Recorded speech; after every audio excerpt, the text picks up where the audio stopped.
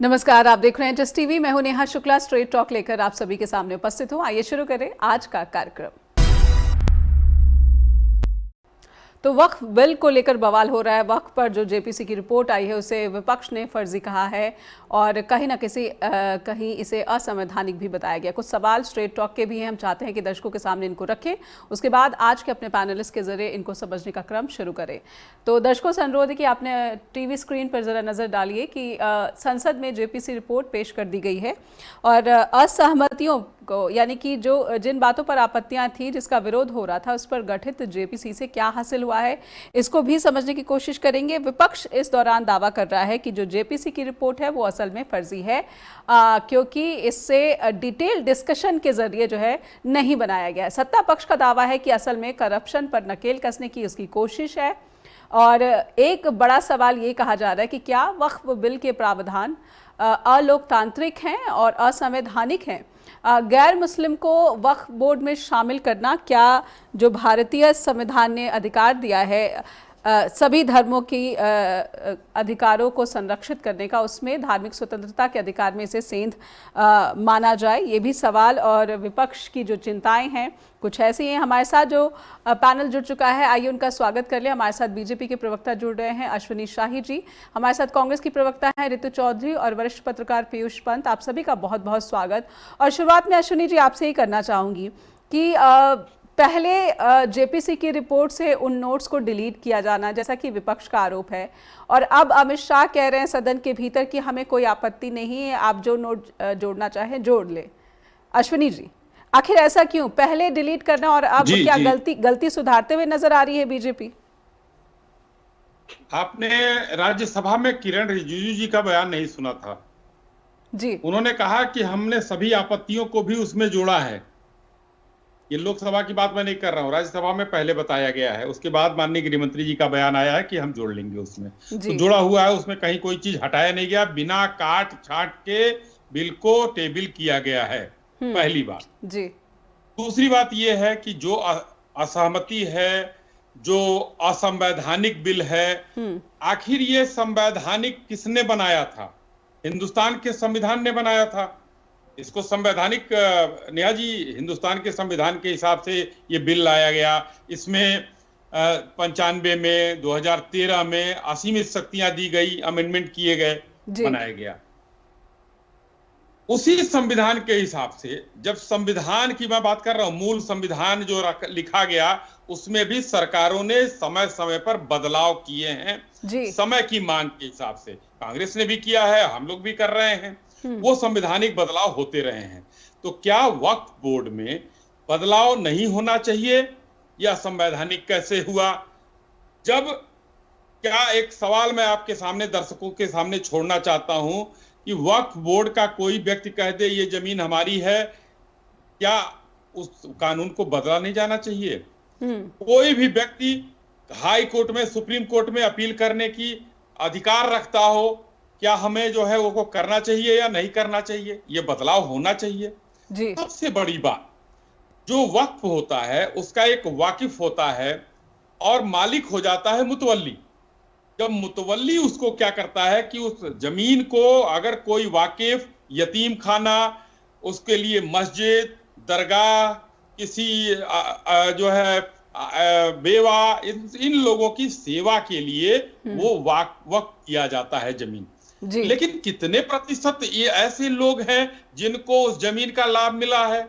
9 लाख से ऊपर की संपत्तियां हैं, भाड़े पर चढ़ाई गई हैं। उसका भाड़ा कितना आता है देश में, इसका भी आकलन किया गया है। आज जो उस जेपीसी के मेंबर थे ओवैसी साहब, जो बैरिस्टर हैं हैदराबाद के, 3000 करोड़ से ऊपर की संपत्तियां वो वक्फ की कब्जा करके बैठे हुए हैं। ऐसे लोग कौन से यतीम हैं? तो ये इन सब चीजों से अश्विनी जी, अगर उन्होंने कब्जा किया है, अवैध कब्जा है, तो इसकी भी जांच कराना चाहती है क्या? इसका भी एक कारण है विधेयक लाने का? मैं एकदम कारण है, सिर्फ वही नहीं है, उनके जैसे सैकड़ों पड़े हैं जिन्होंने वक्फ की जमीन, यानी कि यतीमों का, दरगाहों का, मस्जिदों की जमीन जो लोगों ने दान किया था, जो असली मोटिव था, उस पर कब्जा करके बैठे हैं। उसको सुनिए, बेच दिया गया, उसका किराया खा रहे हैं लोग, वहां पर मॉल बन गए जबकि बनना था यतीम खाना। और सबसे आखिरी लाइन में छोड़े जा रहा हूं आप लोगों के लिए कि ये वक्फ बिल जो विरोधी कह रहे हैं कि ये शास्त्रों, धर्मों, मंदिरों, मस्जिदों से इसकी तुलना कर रहे हैं, ये कोई धार्मिक कानून नहीं है, ये बोर्ड ये कोई धार्मिक नहीं है, इस चीज पर ध्यान देना चाहिए। ठीक है, ये धार्मिक बोर्ड नहीं है आपका ये कहना है। रितु जी से मैं एक टिप्पणी लूं इसके पहले कि मैं पीयूष जी के पास जाऊं। रितु जी, विपक्ष झूठ बोल रहा है। अश्विनी जी कह रहे हैं कि किरेन रिजिजू के बयान से ही आपको समझ लेना चाहिए, इसकी बार बार स्पष्टता सरकार से नहीं मांगी जानी चाहिए कि असहमतियों को हटा दिया गया था। देखिए, सबसे पहले तो कोई भी अगर संशोधन होता है, कोई भी बिल पास होता है, तो उसमें जो है विपक्ष की सहमति जो है बहुत जरूरी होती है। और वक्त में खास तौर पे ये जुड़ जाता है कि जितने भी यहाँ पर इसके साथ जुड़े हुए धार्मिक संगठन या उनके अधिकारी हैं, उनकी भी राय को रायशुमारी उनकी भी करनी चाहिए। हमने कहा कि डिसेंट नोट्स आप इसमें शामिल कर दीजिए, उसमें उनको बाकायदा डिलीट कर दिया गया, उनको शामिल नहीं किया गया। अपनी मनमर्जी से रिपोर्ट को जो है वो पेश कर दिया गया। दूसरी बात ये है कि इनकी नजर कहीं ना कहीं अल्पसंख्यकों को किस प्रकार से कितना नुकसान पहुंचा सकते हैं और इस बात का पोलराइजेशन के जरिए वोटों में कितना फायदा उठा सकते हैं, इनकी लगातार यही कोशिश रहती है। अब मैं आपको बता दूं कि दिल्ली में जो है 123 जो है प्रॉपर्टी संपत्तियां ऐसी हैं जिन पर जो है थोड़ा विवाद है। ये वक्फ बोर्ड के संशोधन जी मैं आऊंगी अगली बार। जी रितु जी बात उन प्रॉपर्टीज को हड़पने का और उन प्रॉपर्टीज पर बाकायदा अपने मित्रों को बैठाने का सरकार का ऐसी मंशा है।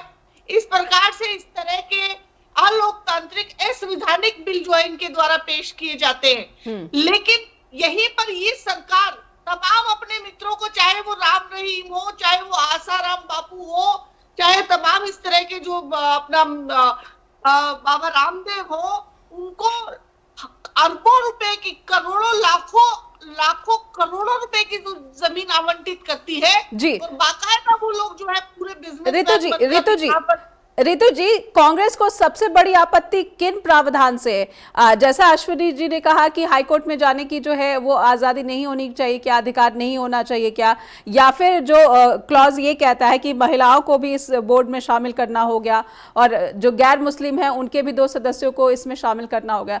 किस प्रावधान पर सबसे बड़ी आपत्ति है कांग्रेस को? देखिए, सबसे पहले तो हमारी आपत्ति ये है कि ये बिना बहस के और इसको जो है पेश कर दिया गया है। दूसरी बात, डिसेंट नोट्स जो है उनको शामिल नहीं किया गया। तीसरी बात जो है, इस चीज पर इतनी आनन फानन में फैसले ले लेना जो कि पूरे एक देश की 20% जनता को जो है प्रभावित करता है, उस चीज पर इस तरह से आप आनन फानन में जो है फैसले नहीं ले सकते। सरकार अपनी मनमर्जी नहीं चला सकती है, बाकायदा पक्ष की आपको राय लेनी पड़ेगी इस चीज में। जी बिल्कुल, मैं पीयूष जी के पास जाना चाहूंगी। पीयूष जी, क्या सिर्फ राजनीति हो रही है वक्फ बोर्ड को लेकर, या फिर अश्विनी जी ने जो कहा है कि करप्शन अगर हो रहा है तो उसकी चेकिंग क्यों जरूरी नहीं है, या फिर कांग्रेस जो कह रही है कि वो उसकी चिंताएं वाजिब है? पीयूष जी। नहीं, देखिए, इसमें सभी पहलू देखिए शामिल हैं अलग तरीके से। करप्शन हो रहा है तो उसकी जांच होनी चाहिए, लेकिन अगर उसके कैरेक्टर को आप डाइल्यूट कर दें और जो है कि उसमें नॉन मुस्लिम को भी ले आए और आपका इंटेंशन ये हो कि अगर जो है कि सिर्फ जो है कि वो जो इस्लाम से जुड़ी प्रॉपर्टीज हैं उनमें जो गड़बड़ियां हैं उन्हीं को आप जो है स्कैनर के अंडर में लाएं, तो थोड़े से जो है कि उसमें शंका पैदा होती है। और दूसरी बात देखिए, इस पे जो था कि ये एक सेंसिटिव मामला है क्योंकि ये दान पुण्य का मामला है, लोगों को धर्मार्थ के लिए जमीनें दी जाती हैं। मैं पीयूष जी, आपकी पत्रकारिता का एक लंबा व्यापक अनुभव है, तो मैं समझना चाहती हूँ कि वक्फ बोर्ड को गैर धार्मिक बोर्ड मानना, जिस तरीके से अश्विनी जी कह रहे हैं, क्या ये सही जो है भाषा है इस बोर्ड के लिए, या सही जो है अप्रोच है? हाँ, नहीं, ये सही है क्योंकि ये धार्मिक ट्रस्ट नहीं है। ठीक है, ये देखिए, ये भारत सरकार के अंडर के आता है और ये एक जो है प्रॉपर्टीज का मैनेजमेंट का है, दान पुण्य से जुड़ा है कि कोई भी व्यक्ति जो है अगर वो धर्मार्थ कार्यों के लिए ये धार्मिक ट्रस्ट नहीं है। धर्मार्थ कार्यों के लिए धर्मार्थ कार्य में है कि कोई दरगाह होगा, कोई कब्रिस्तान होगा, कोई आपकी मस्जिद होगी, कोई जो है कि गरीब आदमी होगा उसके लिए होगा, कोई जो बेवा लोग हैं उनके लिए कोई आप जो है कि हाउस विडो हाउस बनवाना चाहते हैं उसके लिए मदद कर जाते हैं, शिक्षा संस्थानों को होगा। तो ये एक जो है कि मददगार इसके कार्य है, मदद करने वाले कार्य हैं। तो ये उसमें जो है कि धार्मिक जो संस्थाएं हैं, जो सांस्कृतिक, पर पीयूष जी अगर ये धार्मिक नहीं है तो क्या ये जो दान या फिर चैरिटेबल बोर्ड है इसके जरिए गैर मुस्लिम वर्गों का भी जो है कल्याण करने की जो है ये एक चलन है, ये बोर्ड करता है? इसके कार्य शैली को अगर देखें तो ऐसा तो दिखता नहीं है। नहीं, इसका गठन ही देखिए स्पेसिफिकली जो है ये मुस्लिम समुदाय के ही वेलफेयर के लिए किया गया था। जी। और कोई बड़े प्राइवेट गड़बड़ियां ना हो इसलिए सरकार के अंडर में इस बोर्ड को गठन किया गया, और ताकि समय समय से इसमें उतर रहे। और तो ये मूलतः जो है मुस्लिम समुदाय की जरूरतों, उनके लोगों के पास ये समय, देखिए ये जब आपके मुगल काल से ये शुरू हुआ था, ये जो वक्फ वाला मामला जो है, तो जब बड़े लोगों जिनके पास जमीनें होती थी वो चैरिटेबल वर्क के लिए देते थे अपनी संपत्तियों को। तो ब्रिटिश काल में हुआ और उसके बाद जो है कि वहां ऑब्जेक्शन हुआ। मैं आपको रोकना पड़ रहा है, एक छोटे से ब्रेक की मजबूरी है पीयूष जी, एक छोटे सा ब्रेक ले रुकते हैं, एक कमर्शियल ब्रेक की मजबूरी है, रुकते हैं एक ब्रेक के बाद लौटेंगे स्ट्रेट टॉक के साथ। ब्रेक के बाद फिर से स्वागत है, आप देख रहे हैं स्ट्रेट टॉक और दर्शकों को वरिष्ठ पत्रकार पीयूष पंत जी के पास लेकर चलना चाहेंगे। पीयूष सर, मैं चाहती हूँ कि अपनी बात आप खत्म करें, उसके बाद अगला सवाल मैं अश्विनी जी से लेना चाहती हूँ। जी हाँ, तो मैं यही कह रहा था कि देखिए ये बहुत पुराना है, मुगल काल से चला है, उसके बाद जो है कि ब्रिटिश टाइम में आया, फिर गठन हुआ वक्फ बोर्ड का, और फिर जो है कि बाद में जो है 1995 में बाकायदा एक जो है कि इसको एक कानून के तहत जैसे कानून बनाया गया, और उसमें फिर आगे भी अमेंडमेंट, समय के अनुसार अमेंडमेंट होते रहे। अभी भी अब जब मांग उठ रही है तो निश्चित रूप से अमेंडमेंट होना चाहिए, लेकिन वो अमेंडमेंट जो है जो स्टेक होल्डर है उनकी सहमति के व्यापक जो है कि उसमें डिबेट के बाद, अभी देखिए अगर भारतीय जनता पार्टी की संख्या कम नहीं हुई होती और इनके पास जो है कि 300 का आंकड़ा होता संसद में, लोकसभा में, तो ये जेपी नहीं जाता। इनको टेंशन तो ये थे कि किसी तरह से जो है मुसलमानों के हर चीज पे जो है आप कुठाराघात, ये इनका एक मेन एजेंडा है। हिंदू राष्ट्र की स्थापना की तरफ ये जो बढ़ रहे हैं उसमें मुसलमानों की हर चीज पे आप जो है ढूंढ के लाभ उस पर कुठाराघात करो।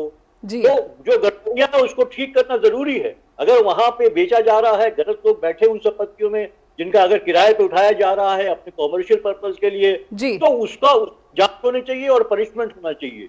लेकिन आप बिल्कुल इस तरीके से कि उसको उसमें आप नॉन मुस्लिम जो है कि सदस्य भी शामिल कर दें, भाई वो एक इस्लामिक कैरेक्टर है उसका, वो उसमें वही लोग होंगे जो लोग वही दान देते हैं अपनी संपत्तियों का, वही उसको किस तरह से किस काम में उसका इस्तेमाल होगा वही निर्णय लेते हैं। बिल्कुल। और तो उसमें नॉन स्टेक होल्डर्स पर आपत्ति सबसे बड़ी आपत्ति है अश्विनी जी। किसी जो है किसी को हिंदू जो कोई बोर्ड हो, उस तरह का हिंदू बोर्ड हो, किसी का कोई चैरिटेबल ट्रस्ट, वहां पे ये हम मुसलमान भी बैठाते हैं, तो क्या वो हिंदू संस्था जो है वो करेगी? क्या नहीं करेगी, बिल्कुल। तो वो आप कर रहे हैं जो 44 जो ये जो तर्क है, ये तर्क जो है जो आलोचक हैं वो देते रहते हैं। मैं बीजेपी से समझना चाहती हूँ कि क्या किसी हिंदू वर्ग से संबंधित अगर ऐसे ही किसी जो है संपत्तियों का जो बोर्ड है जो कि रखरखाव करता है, देखभाल करता है संपत्ति का, क्या ये मान्य होगा अश्विनी जी? ये धार्मिक बोर्ड नहीं, लेकिन कहीं ना कहीं धर्म के इर्द गिर्द जरूर जो है इसकी कार्यशैली है, मुस्लिम धर्म के इर्द गिर्द। जी नहीं, कोई इर्द गिर्द का कोई मामला ही नहीं है, या तो धार्मिक है या सामाजिक है। जी। और पीयूष जी ने बहुत क्लियर रूप से कहा, पीयूष जी ने स्पष्ट रूप से कि धार्मिक नहीं है, मैंने भी कहा धार्मिक नहीं है। ठीक है। तो किसी धर्म में हम नहीं घुसना चाहते हैं। किसी मस्जिद में हम हज कमेटी में क्यों घुसेंगे? नहीं घुसेंगे, वो धार्मिक बोर्ड है, ठीक है, हज कमेटी।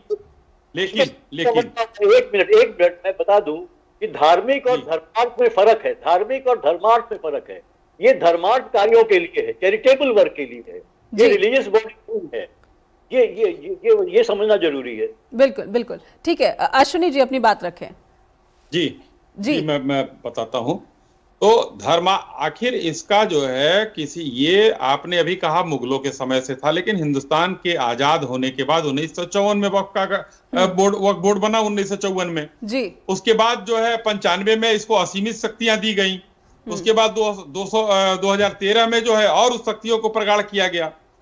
मैं 2-3 बातें, पहले रितु जी यहाँ है, कांग्रेस की है, चूंकि हम लोग जो है राजनीतिक विरोधी हैं, इसलिए इनकी बात का जवाब से शुरू करता हूं। इन्होंने 2-3 बातें कही कि वोटों का फायदा होगा इनको। अब देखिए क्या है कांग्रेस की, विपक्ष की क्या चाल है कि इनको फायदा हो जाएगा वोटों का, चाहे वो मुस्लिम ध्रुवीकरण हो जाए या हिंदू ध्रुवीकरण हो जाए। तो भाई हम राजनीतिक दल हैं, हम ऐसे काम करेंगे जिससे देश का भी फायदा हो, हमारा भी फायदा हो। दूसरी बात, 123 संपत्तियों का जिक्र किया रितु जी ने जी। वही 123 संपत्तियां हैं जो 5 मार्च 2013 को मनमोहन सिंह जी ने अचानक वक्फ को दे दिया था। ये वक्फ बोर्ड की संपत्तियां हैं। लोग, पीयूष जी ध्यान दीजिएगा, आपने कहा ना लोग दान करते हैं, ये मुस्लिम्स जो है चैरिटी के लिए करते हैं जी। उन्होंने ही दान कर दिया 123 संपत्तियां, जिसको हमारी सरकार आने के बाद हम लोगों ने उसको वापस लिया है, और वो सारा प्राइम था। अब इन्होंने हमारे दोस्तों को जोड़ लिया, फलाने को जोड़ लिया, ढिमके को जोड़ लिया, लेकिन किस दोस्त को दिया था ये मनमोहन सिंह जी तो नहीं बताएंगे, लेकिन सोनिया जी हैं वो जरूर बताएंगी जी। तीसरा इन्होंने कहा, आप बता दीजिए किस दोस्त को दिया था जी, अश्विनी जी। मुस्लिम से बड़ा कौन दोस्त है? मनमोहन सिंह जी ने तो कहा था कि इस देश की संपत्तियों पर जो है पहला अधिकार मुस्लिमों का है, खासकर अल्पसंख्यकों का है, खासकर मुस्लिमों का। बीजेपी के प्रवक्ता, ठीक है रितु जी मैं आऊंगी आपके पास, रितु जी मैं आऊंगी आपके पास, अगले राउंड में आपके पास आऊंगी। अश्विनी जी नहीं बोला, मैंने सुना जी जी। लेकिन सर रितु जी मैं आऊंगी आपके पास, रितु जी आपके पास आऊंगी। नेहा जी जो है मुसलमानों का है, उन्होंने कहा कि गरीबों को, वंचितों का, अब मैं, मेरे को बात करने का मौका नहीं मिलेगा। अश्विनी जी की बात सुन ले। रितु जी आप अपने बारे में, रितु जी आपकी आपत्ति दर्शकों तक पहुंचाएंगे।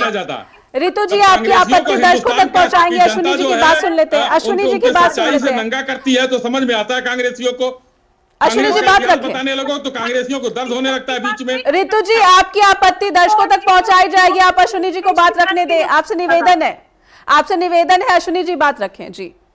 नहीं, ऐसा कोई बहस होती है? बहस की एक प्रक्रिया होती है, जो लोग नहीं जानते हैं बहस करना मत आया करें, आप मुझे न बुलाया करिए जी। रितु जी आपसे अनुरोध है। नहीं, बहुत बड़े चैनल पर मैं हूं, लेकिन आप लोगों के झूठ का पर्दाफाश कर रहा हूं। शांति से सुनिए, जब आपका समय आएगा। अश्विनी जी अनुरोध है, अनुरोध है, मुझे बोलने का अगर मौका आप लोग दे, आपको मौका मिल रहा है। अश्विनी जी बात रखिए जी। इन्होंने 123 संपत्तियां जो दी गई वो मुस्लिमों को दी गई, उनके दोस्त थे और लाल किले का भाषण मैं सुन रहा हूं। मैं चैलेंज करके कहता हूं, दिखा दे कोई तो मैं डिबेट करना छोड़ दूंगा। उन्होंने कहा था इस देश की संपत्तियों पर अल्पसंख्यकों का, खासकर मुस्लिमों का पहला अधिकार है। ये लाइन है उनकी, अंग्रेजी में बोला था। वो एक अलग बहस है, वो ऑलरेडी बयान नहीं अलग है। आपने पूछा नेहा जी, आपने पूछा, आपके सवाल का जवाब था किस दोस्त को दिया, मुस्लिमों को दिया। कांग्रेस तुष्टीकरण में गर्त तक गिरी हुई है। तो तीसरा इन्होंने एक बात कहा कि जब विपक्ष को अपने जो है सहमति लेना जरूरी है विपक्ष का। हाँ, एकदम सही बात कहा इन्होंने, विपक्ष की सहमति से होना चाहिए। इंदिरा जी ने इमरजेंसी लगाया था, राष्ट्रपति जी से तो सहमति किस तरीके से ली? विपक्ष से पास कराया था, कैबिनेट से तो पास ही नहीं कराया था। कौन से विपक्ष से ले लिया था? पहली बात। दूसरी बात सुनिए, जब ये 123 संपत्तियां दी गई, कौन से विपक्ष से राय ली गई थी? जरा हमको बता दीजिए, उसका कोई लेखा जोखा हो किसी के पास तो सहमति ली जानी चाहिए। कौन सी सहमति ली थी आपने? अब मैं आता हूं तीन चार और पॉइंट पर। देखिए, एक क्लाज पर वोटिंग हुई है। इस पर जो क्लाज चेंज हुए, 15 अमेंडमेंट हुए हैं, एक क्लाज पर वोटिंग हुई है। जिस तरीके से हाँ ना की वोटिंग होती है, हाँ ना की वोटिंग हुई है और एकदम संवैधानिक काम हुआ है। और जो भी उसमें, हाँ, अब ये जरूर लिखा जाएगा कि कल्याण बनर्जी ने गिलास चलाकर चेयरमैन को मारा, जिसमें उन कल्याण बनर्जी जी का हाथ भी कट गया था। अगर रितु जी की पार्टी और रितु जी चाहती हो तो ये जरूर उसमें लिखा जाना चाहिए, ये काला अध्याय उस दिन जरूर लिखा जाना चाहिए। संजय सिंह ने कितनी गालियां दी, ये लिखा जाना चाहिए वहां पर, ये जरूर लिखा जाना चाहिए जी। अब आता हूं मैं दूसरी बात पर।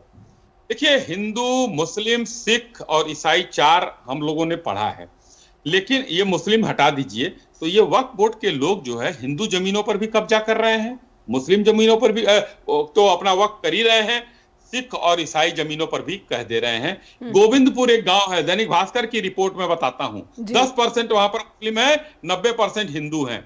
वहां की गांव की जमीन को वक्फ की घोषित कर दिया गया। अभी देखिए, कुछ दिन पहले कुंभ में एक मौलाना आए, कहे कि ये सारी कुंभ की जमीनें जो है वक्फ की हैं। तमिलनाडु में एक मंदिर 1500 से ऊपर साल पुराना है, 1400 साल पुराना इस्लाम है, और उन्होंने कहा कि जो है ये वक्फ की जमीन पे बना हुआ है। अब बताइए, ये गलत हो रहा है या सही हो रहा है? इसको क्या सुधारा जाना चाहिए या नहीं? ठीक है, आपने कहा एक एक क्लॉज पर जो है वोटिंग हुई है, लेकिन विपक्ष कह रहा है कि 655 पन्नों की ये जो रिपोर्ट है, पढ़ने तक का जो वक्त है वो नहीं मिला। 421 पन्ने, सुनिए सुनिए सुनिए, ये भी झूठ बोला, 421 पन्ने जी, 655 नहीं है जी, 421 पेज। ठीक है, एक छोटा सा ब्रेक लूंगी, उसके बाद ऋतु जी से उत्तर लेने की कोशिश करेंगे। एक ब्रेक के लिए रुकते हैं, ब्रेक के बाद लौटेंगे स्ट्रेट टॉक के साथ।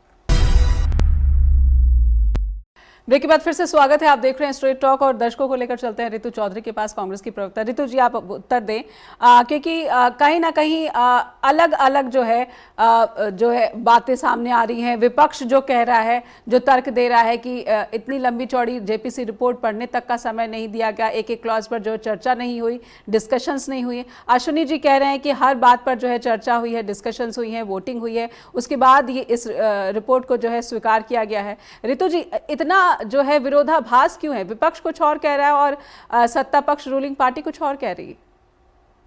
देखिए, क्योंकि इनके मंत्री से लेकर संतरी तक भाजपा में झूठ बोलने का इतना प्रचलन है कि झूठ को इस तरह से बोलते हैं जैसे पता नहीं कितना परम सत्य है। मैं बहुत ही कम शब्दों में अपनी बात कहूंगी, आप थोड़ा समझ पाएंगे इस चीज को, हमारे दर्शक भी समझ पाएंगे कि ये मामला असल में है क्या। देखिए, पहले सेक्शन 390 एक्ट जो एक्ट था, सेक्शन 3 जो उसमें था 1995 का जो था, उसमें वक्फ जो था वो तय करता था ये संपत्ति वक्फ की है कि नहीं, और उसमें अगर कोई विवाद होता था तो अदालतें उसको जो सुलझाती थी, इसमें सरकार का कोई रोल नहीं होता था। ठीक है, अब इन्होंने क्या किया है कि अब इन्होंने बड़ी चालाकी से, एक तो इन्होंने कलेक्टर को जोड़ दिया कि कलेक्टर और एक उच्च पदस्थ अधिकारी जो है वो इसकी जांच करेगा, और सरकार भी किसी भी चीज में, अब अभी वक्त की कौन सी चीजें हैं बताइए, जैसे कब्रिस्तान हो गए, मस्जिद हो गई, खानका हो गई, इस तरह की जो कॉमन सोशल जो गैदरिंग की जगह है वो जगह है, उस पर सरकार कभी भी किसी भी प्रकार के किसी भी आधार पर दावा कर सकती है।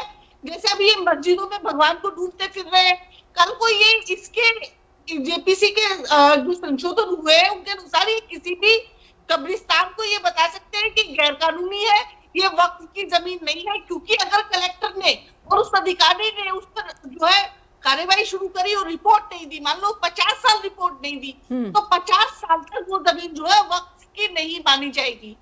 आप समझ सकते हैं कि इससे कितना जो है इन लोगों का नुकसान है, इस चीज से आप समझ लीजिए। सरकार ने बड़ी चालाकी से विपक्ष को दरकिनार करके और बाकी सभी बुद्धिजीवियों को दरकिनार करके अपने हिसाब से बाकायदा जो है इसमें संशोधन कर दिया, ताकि इनको कितना परेशान किया जा सके, तो, उतना परेशान कर सकते हैं। विपक्ष की बड़ी चिंता ये है कि ये न्याय संगत ना बनकर जो है ये सरकार संगत ज्यादा कानून है। ये पूरी तरह से इसको सरकार के कब्जे में लेना चाह रहे हैं, जो कि बिल्कुल ही सामाजिक संस्थाएं हैं।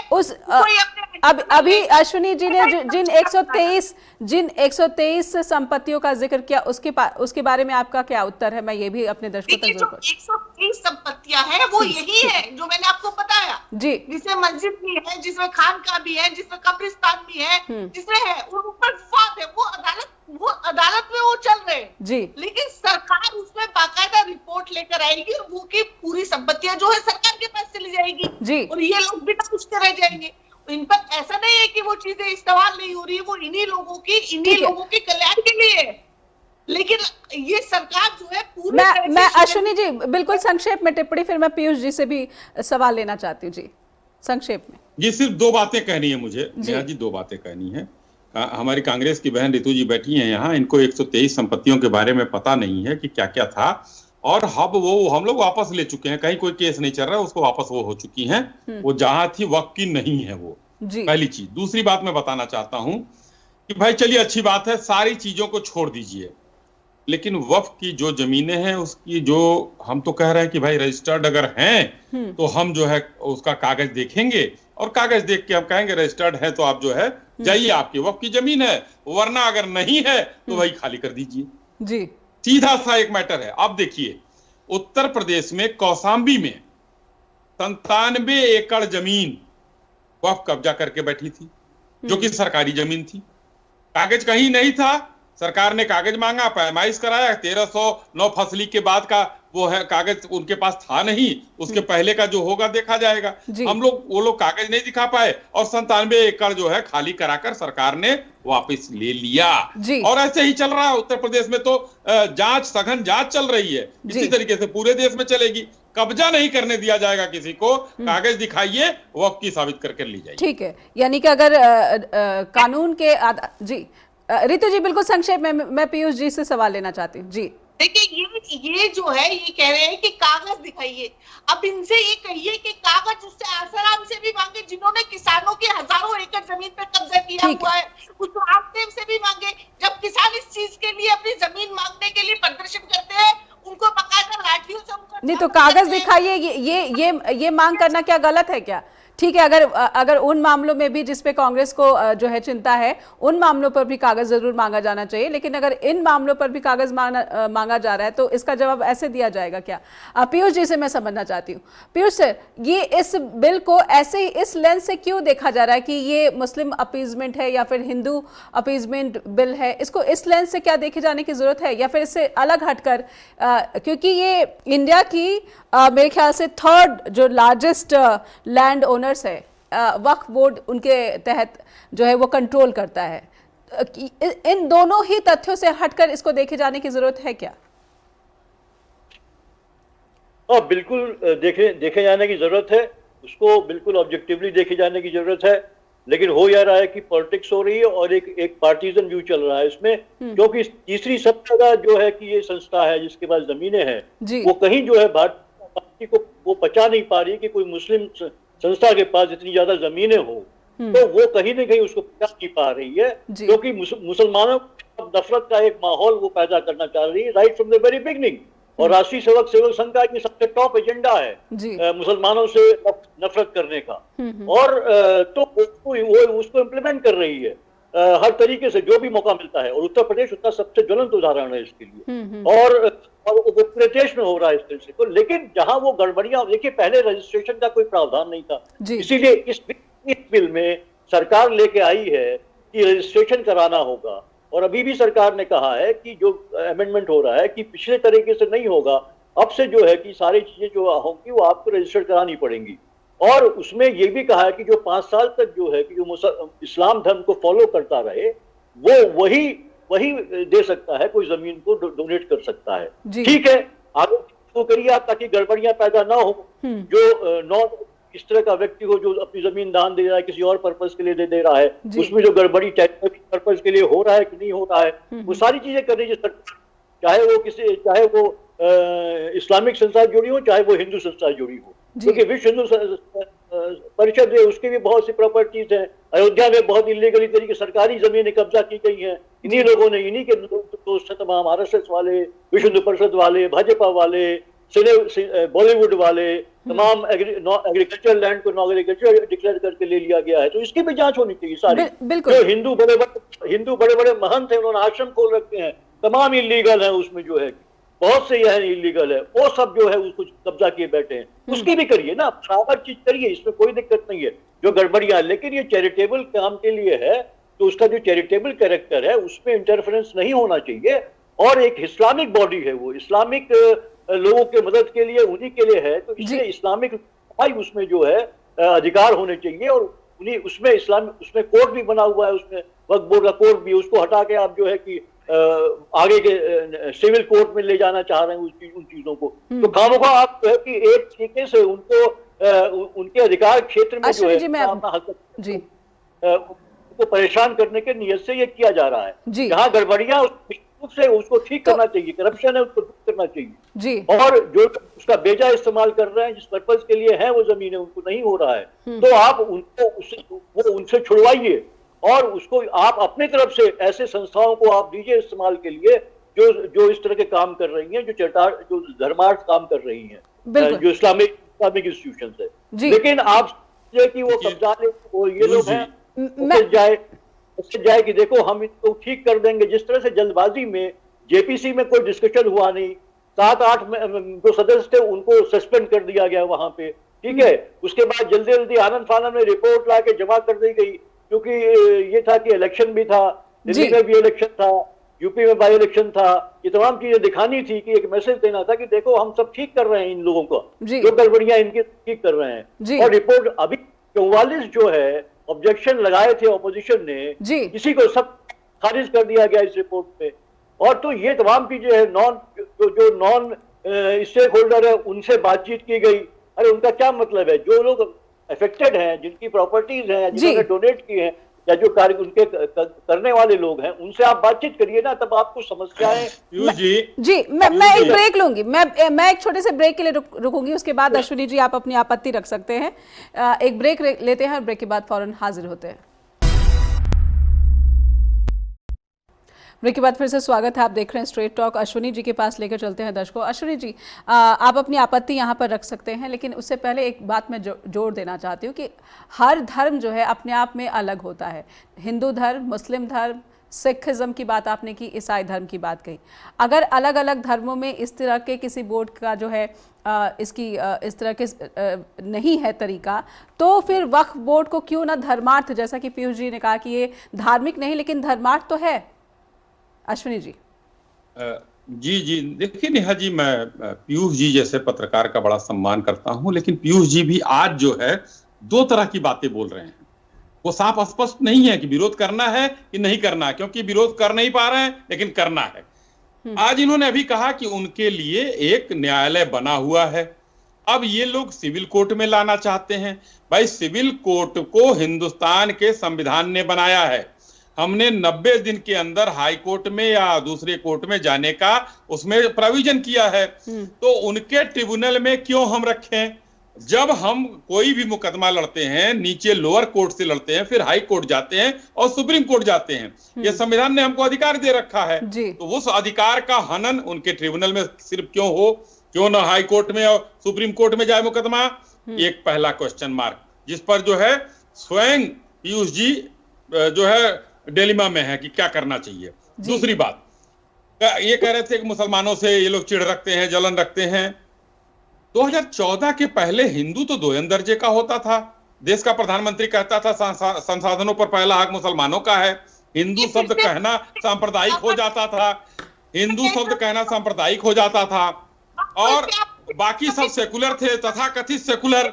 तथा देखिए, अब रुक जाइए, थोड़ा धैर्य रखिए। आपको जांच करनी चाहिए, आपको टोकना चाहिए प्रवक्ता को। इस तरह की बात कभी भी मत बोलिए। अरे जब आप पढ़ लिख कर आती नहीं, आपको कुछ पता ही नहीं है तो क्या टोकेंगी? पॉइंट्स पर आप डिस्कशन करिए। बीच में बोलना अच्छे प्रवक्ता की निशानी नहीं होती है। आपको ज्ञान होना चाहिए, वो ज्ञान है नहीं, न पढ़ेंगी न लिखेंगी। अपने जो एक नेता है, शीर्ष नेता है, उनकी तरफ चली जाएंगी। बहस को आगे बढ़ाएंगे, मुद्दे पर बात कर लेते हैं, रितु जी मुद्दे पर बात कर लेते हैं। वो बिल्कुल ही अलग जो है, अलग उस स्टेटमेंट को काफी जो है लोगों ने इस पर बहस की है। आज का जो मुद्दा है, वक्फ बोर्ड के बिल का जो मुद्दा है, उस पर बात कर लेते हैं। जी नेहा जी, अभी भी कहता हूं, मैंने कहा है ना, मैं चैलेंज करता हूं, इसके अलावा दूसरा शब्द हो तो बता दीजिए, आप भी दिखा दीजिए। जी मैं कहता हूं, आप कल बहस रख लीजिए, चलिए, वो मुद्दा नहीं है। लेकिन उस समय बाकी लोग तथाकथित सेकुलर थे। 14 के पहले हिंदू कहना जो है सांप्रदायिक हो जाता था, और यही कहा गया कि भाजपाई सब सांप्रदायिक हैं, हम हिंदू की बात करते हैं, क्यों ना करें, और संख्यक समाज की बात हम करते हैं। तीसरी बात, ठीक है, अगर रजिस्टर्ड संपत्तियों को हम मांग लेते हैं, तो इसमें पीयूष जी कहां हो गया कि हमको दर्द हो रहा है कि उनके पास तीसरे नंबर की संपत्ति है? नहीं, हम कब्जा नहीं करने देंगे। आपने कहा धर्मार्थ कार्य, आप ही के शब्दों को उठाता हूं। धर्मार्थ कार्य है, यतीम खाने के लिए है, मस्जिद के लिए है, कब्रगाह के लिए है, इन्हीं सब चीजों के लिए ना, बेवाओं के लिए है। भाई आप ही एक बता दीजिए ना, कितने बेवाओं का कितना यतीम खाना खोला गया देश में। वक्फ बोर्ड 9 लाख संपत्तियों में कितने यतीम खाने हैं, कितने बेवाओं के घर हैं, कितना मस्जिदें हैं, कितने कब्रगाह हैं? नहीं है। वहां पर मॉल बने हैं, उस कब्जे को छुड़ाना है। ठीक है, वहां पर लोगों ने बेचा है संपत्तियां, उस कब्जे को छुड़ाना है। हम लोग ये कर रहे हैं और हम लोग उन पसमानदा मुस्लिमों के हक की लड़ाई लड़ रहे हैं जिनको अधिकार मारा गया है। और ये विरोधी क्यों विरोध कर रहे हैं? ये मुसलमानों के हक के खिलाफ लड़ रहे हैं, मुसलमानों के खिलाफ हैं।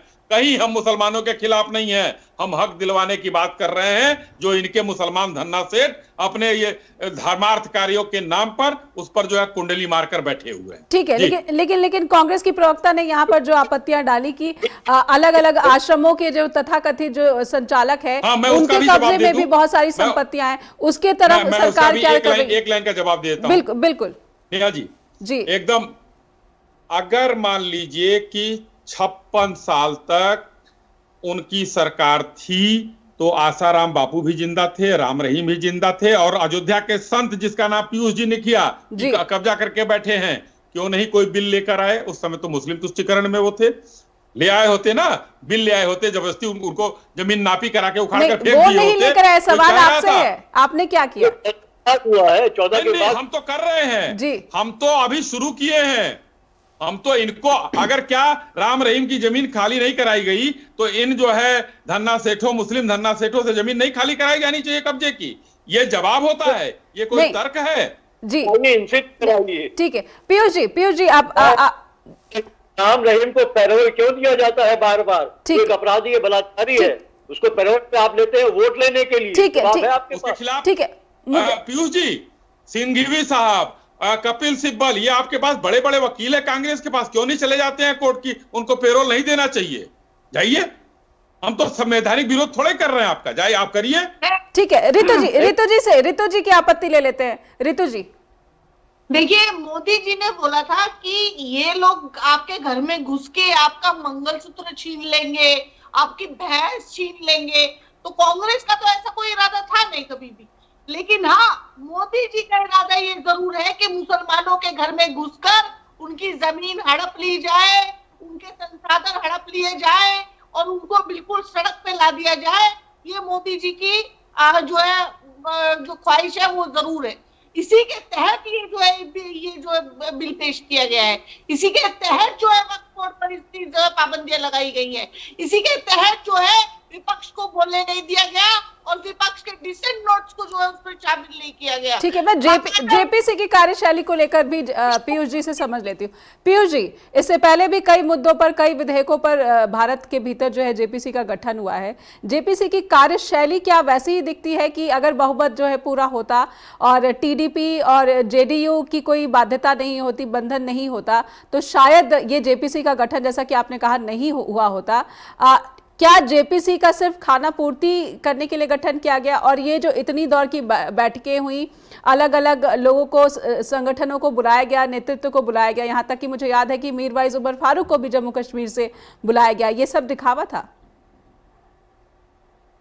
और देखिए निश्चित रूप से देखिए, क्योंकि देखिए अगर आप देखें पूरी चीज को 2014 के बाद जी, जब से प्रधानमंत्री बने हैं, तो जो कार्यशैली है केंद्र सरकार की, क्योंकि इतनी ज्यादा उनको मेजोरिटी मिली तो उनको ये लगा कि हम अपने हिसाब से काम करेंगे, क्योंकि डेमोक्रेटिकली फॉलो करने की परंपरा है नहीं उनके यहाँ। आप उनकी कार्यशैली से देखिए, कोई भी जेपीसी को वो ना तो डिस्कशन करते ना डिबेट्स होती है, लगातार विपक्ष को कोई भी मांग लेकिन अब जब अमित शाह कह रहे हैं कि वो जो डिसेंट नोट्स हैं वो जोड़ दिया जाए, हमें कोई आपत्ति नहीं, हमारी पार्टी को कोई आपत्ति नहीं, तो इस स्टैंड को अब आप कैसे देख रहे हैं, अमित शाह के ताजा स्टैंड को? जी, ये तो जो है कि अब मजबूरी वाला है ना, जब उनकी जो तमाम आलोचना हो रही है, भाई आप जो हटाया गया, पहला सवाल ये है, इसके मतलब ये दिखाता है कि आप नहीं चाहते, कि आप चाहते हैं कि सर्वसम्मति से सब हुआ और आप सच को छिपाना चाहते हैं। जिसने अगर भाई देखिए, असहमति और सहमति दोनों होते हैं किसी भी चीज के, और जेपीसी का गठन इसीलिए होता है कि थॉरोली जो है उस पर डिस्कशन हो, हर कोई अपना व्यू रखे और उससे जो एक सहमति बने, और ऐसी सहमति बने जो सबको पसंद, मतलब एक कॉमन कंसेंसस से जो है उसमें एक सहमति बने, क्योंकि देश के लिए कानून बन रहा है, देश के अवाम कानून बन रहा है। तो इसीलिए जेपीसी का गठन होता है। जो भी महत्वपूर्ण मसले होते हैं उनको जेपीसी भेजा जाता रहा है, लेकिन हमने देखा 2014 के बाद ये परंपरा खत्म कर दी गई। बहुत गठन ही नहीं।